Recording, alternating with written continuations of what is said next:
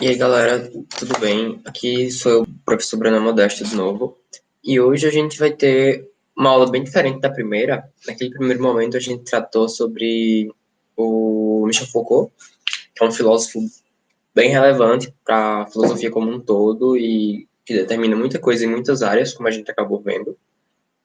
Ele tem bastante influência nas áreas de pedagogia, de história, por exemplo, etc. Mas hoje a gente vai tratar de um filósofo bem mais filósofo, saca? É um cara que esteve vivo até pouco tempo. Acho que ele morreu em 2013.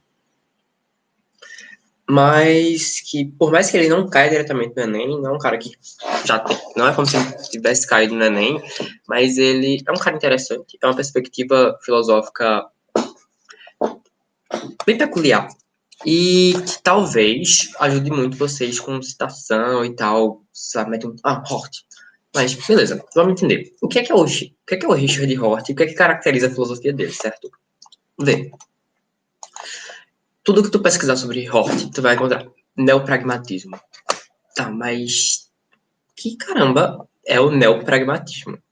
Pra gente entender isso, a gente precisa entender o que é pragmatismo. E é uma coisa do senso comum, já. Pragmatismo é basicamente, a gente valida qualquer coisa, a gente diz se uma coisa é boa ou não, de acordo com a aplicabilidade dela. Se a gente consegue aplicar ela bem, qualquer coisa. Sei lá, um pragmático vai dizer que uma escova de dentes é boa se ela consegue escovar os dentes dele bem. Um exemplo bem chulo. Para os pragmáticos, para os filósofos pragmáticos, eles estão dizendo que a validade de qualquer doutrina se dá de acordo com a sua aplicabilidade. Então, se eu tenho uma doutrina, se eu estou tentando criar uma doutrina de qualquer coisa, eu tenho que avaliar a aplicabilidade dela, certo? E os principais filósofos dessa corrente são o William James, que é e o Peirce, Charles Peirce, eu acho. Beleza, eles dois são filósofos estadunidenses. Então, o neopragmatismo seria uma segunda onda de pragmatismo. Não é como o neoplatonismo, que vai dar uma cara nova à filosofia platônica, que vai reinterpretar Platão. O neopragmatismo, eles vão ser, basicamente, uma atualização do primeiro pragmatismo. Uma nova onda, saca? A primeira onda, sei lá, o metal britânico. Tem a primeira onda, e aí vem o Iron Maiden e um monte de banda com a segunda onda, a New Wave of British Heavy Metal. Nesse caso vai ser a New Wave of filosofia pragmática, saca? Então, é uma coisa bem tabacuda. Você pensar, ó, neopragmatismo, um pragmatismo novo. Besteira. Tá, mas o que caracteriza o filósofo Richard Hort para além do termo neopragmatista? Então, ele é um cara que tem uma certa aversão a tratar de epistemologia. A epistemologia, a gente sabe que é tipo a área da filosofia que acaba ganhando muito mais força e se tornando a área mais daorona, a área que a galera mais ama. Inclusive Kant, se não me engano, ele adoraria que a crítica da razão prática fosse a crítica mais importante, saca? Porque a vida prática teria uma primazia. Isso sou eu interpretando, tá? Eu não sou especialista em Kant. Mas a gente acaba dando uma primazia à crítica da razão pura, porque questões epistemológicas acabam tendo muito mais valor, atribui-se muito mais valor às questões epistemológicas que às questões de filosofia prática. A gente vê isso que, tipo, Maquiavel, por exemplo, ou uma série de outros filósofos, antes de Descartes, já vinham mudando gradativamente a cara da filosofia medieval para a filosofia, o que seria uma filosofia moderna. Mas o ponto que a gente sempre vê é Descartes. Pô, Descartes é o cara. Descartes é o cara da filosofia moderna. Ele determina o mote da filosofia moderna, que é pensar a racionalidade a partir do sujeito, saca? Isso aí não estou questionando esse ponto. O Descartes realmente é importantíssimo. Mas o Hort, especificamente, ele vai dizer, mano, bizarro. Não vou discutir epistemologia, porque uma epistemologia, discutir epistemologia de um modo geral, não é edificante. Quer dizer, a gente não pode crescer com base nisso, a gente não pode desenvolver uma teoria com bases fundacionistas, que seriam bases, sei lá, meio absurdas ou abstratas, ou que você pega jogadas e assume como verdades. Seriam metanarrativas. Que diabo é uma metanarrativa? que é uma narrativa, pô? Pensa, a narrativa é um discurso que tu trata sobre qualquer coisa. Uma meta é algo que vem por trás do discurso, que vem antes do discurso, certo? Ou depois, enfim. Etimologicamente depois, mas é algo que está subjacente ao discurso. E aí, quando a gente pensa metanarrativa, filosofia, metafísica, certo? Então, o bicho vai estar simplesmente dizendo, boy, tudo que tem origem metafísica já não faz sentido. Por quê? Não dá para você determinar nada com base em metas narrativas. Essa é a crença dele. Não vamos fazer juízo de valor agora se está certo ou errado. Depois a gente completa a aula, vocês começam a criticar Hort, que ele é bastante criticável. Ele é um filósofo que, inclusive, a galera não gosta muito porque acusam ele de relativista. Mas a gente vai entender o que é o relativismo também. Beleza. Hort joga fora a epistemologia, mas é acusado de relativista. De relativismo. E beleza. O que diabos é o relativismo, velho? É uma crença de que tudo é relativo e que, sei lá, quaisquer duas opiniões, quaisquer, absurdamente opostas, elas têm o mesmo valor? Será?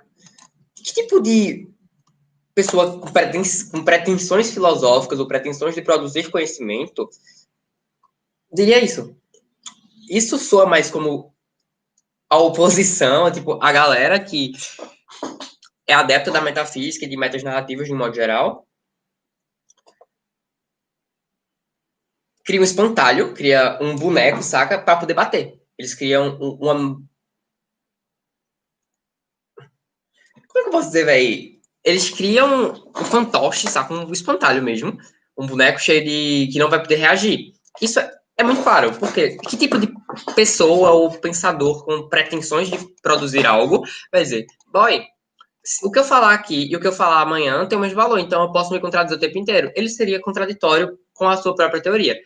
O relativismo de Hort não tem nada a ver com isso. Ele está dizendo, bicho, relativismo é basicamente a crença de que minha teoria sobre o mundo jamais pode dar conta de todos os problemas da vida. Certo? Uma teoria única não pode dar conta de tudo. Por exemplo, a teoria materialista da história, ela não pode dar conta de tudo.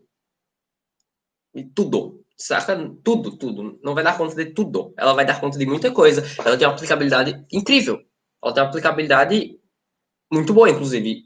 Absurdamente massa. Eu gosto muito. Sendo que, pro Hort, ela não vai dar conta de tudo.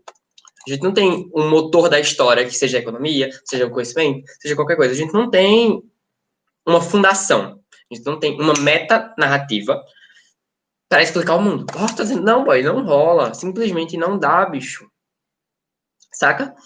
E aí ele vai dizer que, tendo consciência da precariedade da sua filosofia ou de sua teoria, a verdade não pode se colocar numa caixinha.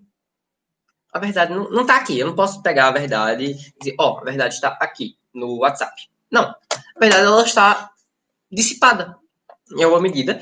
E aí, de acordo com a aplicabilidade dos conceitos de verdade que as pessoas podem ter, a gente vai chegar numa noção peculiar de verdade. E a gente não vai entrar exatamente no que seria verdade para Hort, mas a gente vai deixar, tipo, sobressalente aqui, saca? Pairando no ar o que é que vai ser verdade e como é que isso vai se caracterizar na filosofia dele. Massa. Então, sabendo que não existe uma correspondência direta à verdade, que eu não posso dizer a verdade enquanto objeto metafísico, enquanto ideia platônica, por exemplo, me permitindo o gravíssimo erro conceitual, tá? Tô só extrapolando aqui, eu não posso dizer. A verdade está aqui. Não, a verdade está aqui, isso aqui é a própria verdade, entende? Não tem uma correspondência direta. Não teria uma cadeira e a cadeira ideal. A cadeira do mundo, que é a que eu estou sentado, e a cadeira ideal lá no fim da vida. No mundo imaterial. Não teria isso. Então, o bicho vai dizer que, basicamente, já que isso não rola, qual é o papel do filósofo? Se o filósofo não vai encontrar uma verdade absoluta lá no universo, no outro mundo, e o que a gente sempre tentou fazer é uma coisa meio deixar esse mundo para trás e focar em outro mundo, sei lá, Nietzsche fala bastante disso. O Hort é um cara que tem um certo apreço por Nietzsche. A gente vê isso bem claro no modo que ele escreve, ele é bastante influenciado por poesia, ele é um cara que é muito ligado na arte, então a filosofia de Nietzsche tem uma certa influência também. Mas o filósofo tá aí pra quê? Saca? Se a filosofia busca verdades primeiras ou a verdade em si, diferente das ciências que buscam verdades particulares e aplicáveis, o Roth vai dizer, bicho, a gente não vai chegar nessa verdade. Na real, essa verdade não existe. Não existe uma correspondência entre a minha ideia de verdade e a tua ideia de verdade e um conceito último de verdade. A gente tem que, basicamente, exercitar a autocriação. Que porra é isso, Breno? Eu não sei, velho. Autocriação é basicamente um processo catártico constante. A atividade filosófica é uma atividade de catarse. Ele vai, em alguns momentos, falar sobre um poeta forte. É um cara que consegue se autocriar.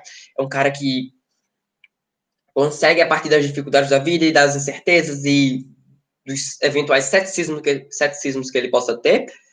Isso não quer dizer que ele é cético sobre tudo. Ninguém pode ser cético sobre tudo, porque aí já está assumindo uma certeza, saca? Isso seria contradição também. Veja que as linhas são tênues. A gente não pode, realmente, vou voltar nisso, a gente não pode fazer o espantalho do filósofo. A gente tem que entender o contexto onde ele está inserido e etc. Saca? A obra de um filósofo, ela é macro, certo? Ela se relaciona com a vida dele, embora não adianta você só ler a fofoca do filósofo e não ler o texto, saca? Mas ela se relaciona, as coisas se relacionam. Ninguém produz o que produz porque acordou e disse, pô, vou escrever um texto aqui sobre qualquer coisa. Esse texto tem uma motivação histórica também. Entende? E aí? Nesse processo de autocriação, esse processo do poeta forte é um cara que consegue, a partir do que foi feito dele, fazer algo novo, produzir algo novo. Saca? Se assemelha, me permitindo uma aproximação meio estranha, um pouco ao Super-Homem de Nietzsche, tá? Mas aí já não vou entrar. Certo? Beleza. Então, vamos voltar ao relativismo hortiano.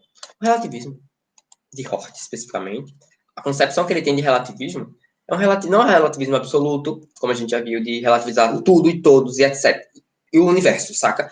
É um relativismo, talvez moderado. Ele tá basicamente dizendo, bicho, não dá. A gente não tem uma justificativa plausível para buscar uma verdade objetiva. Certo? Não existe. Não existe. Tá, me aponta uma. 2 minutos pra pensar. Saca? Pra ele, não, você não encontra. E o cerne da filosofia deve ser a sua tradição. Logo, a gente precisa se preocupar com a tradição filosófica, com as respostas que a tradição filosófica nos dá, e a partir daí criar coisas novas. Isso é o poeta forte. Isso é a autocriação hortiana. Entende? Beleza. Mas, bicho,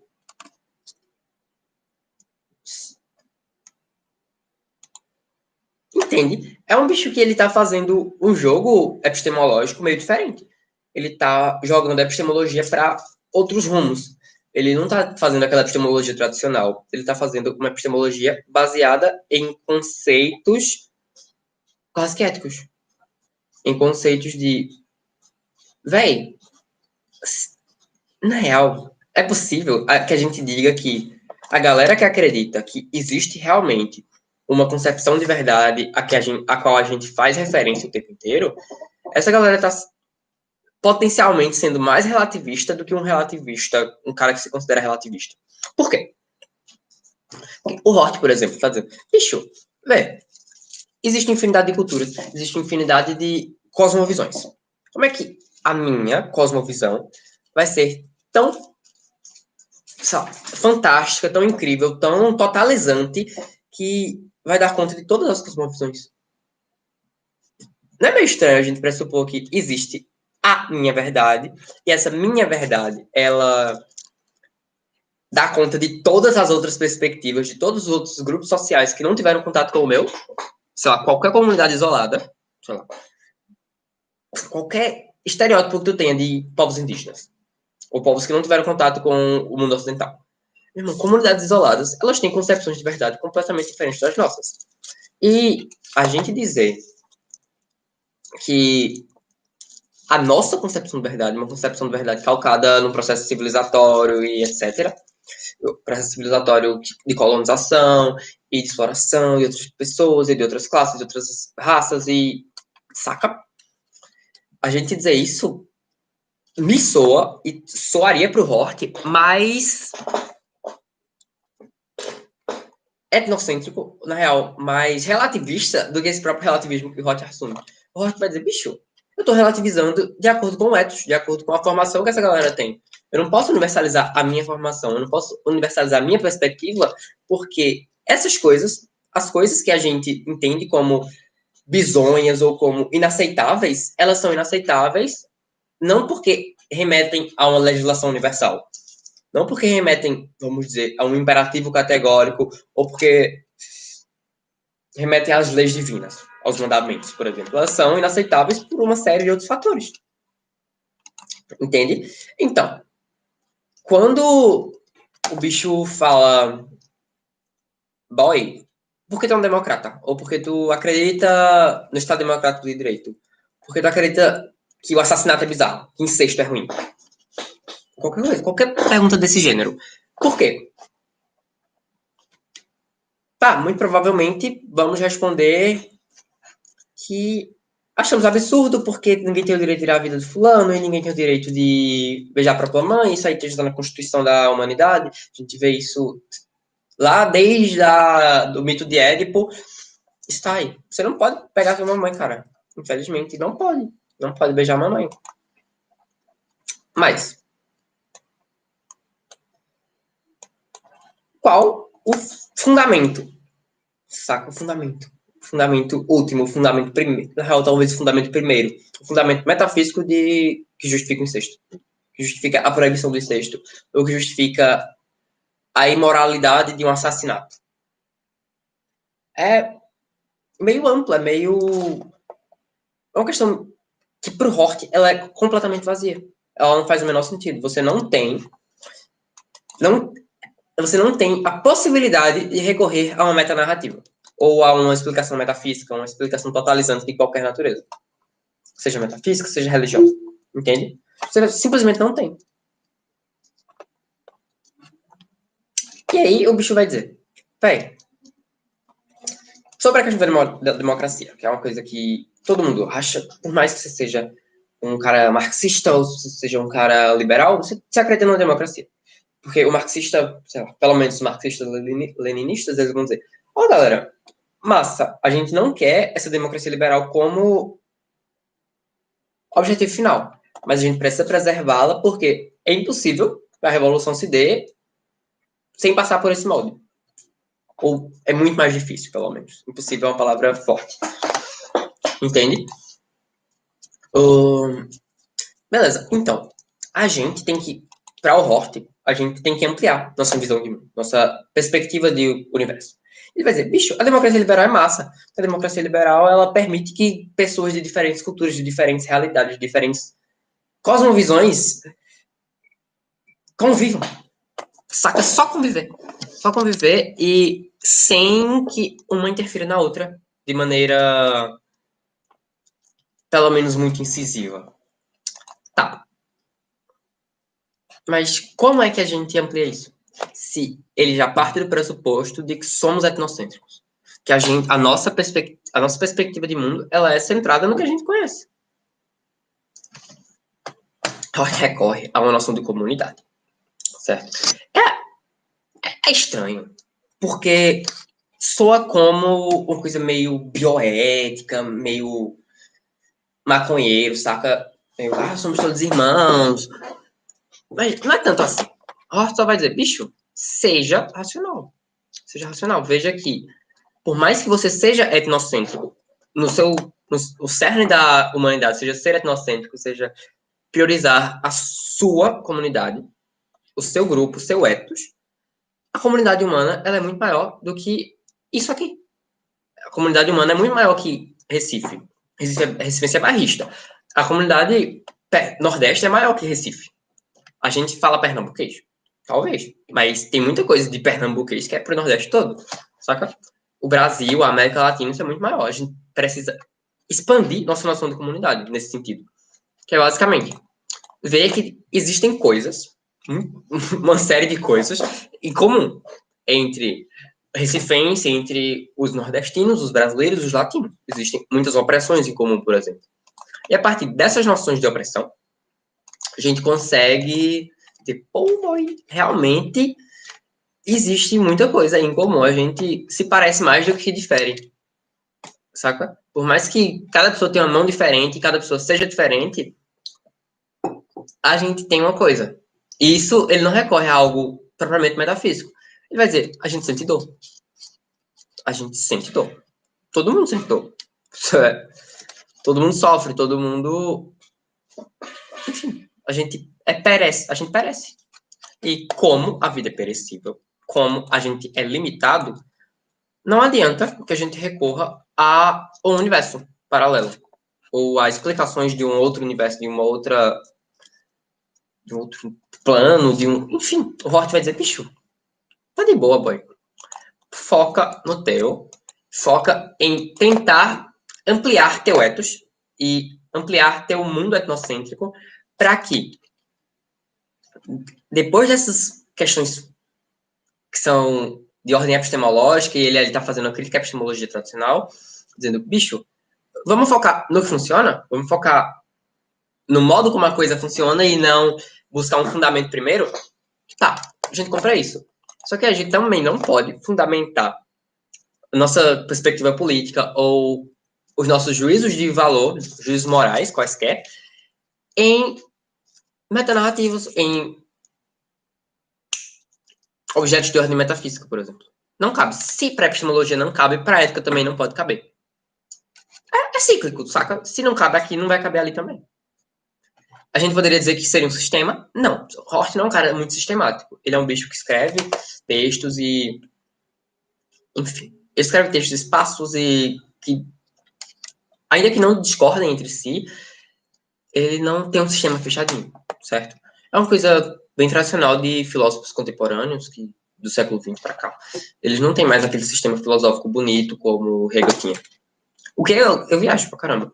Mas é isso, galera. Qualquer coisa a gente faz questão. Eu vou tentar elaborar questões, porque como Hort não caiu em lugar nenhum, não existe questão sobre ele, basicamente.